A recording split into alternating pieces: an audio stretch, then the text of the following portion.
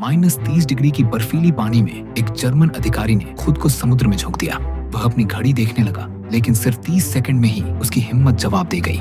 बाहर निकलते ही उसने गुस्से में एक कैदी को उसी बर्फीले पानी में धकेल दिया और बंदूक की नोक पर उसे वहीं रहने के लिए मजबूर किया।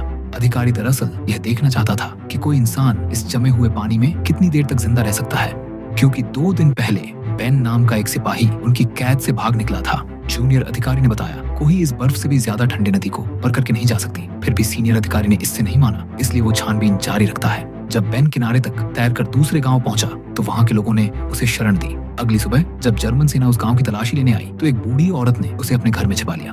अब उस गांव में रहना बेहद खतरनाक था, इसलिए जैसे ही वह स्की करके वहां से निकलने वाला था, सामने से नाजी सैनिकों का दल आ गया। बेन ने झूठ बोलकर किसी तरह खुद को बचाने की कोशिश की, लेकिन तभी अधिकारी ने ध्यान दिया कि बेन स्की की जगह पैदल चल रहा है, जबकि ज्यादातर नॉर्वेजियन लोग बेहतरीन स्कीइंग जानते हैं। अधिकारी को यकीन हो गया यही बेन है। उसने तुरंत फाइटर जेट को बेन का पीछा करने का आदेश दिया। पीछा करते हुए जेट ने बेन पर गोलियों की बारिश कर दी, जिससे उसके ऊपर एक भयंकर एवलांच आ गिरा।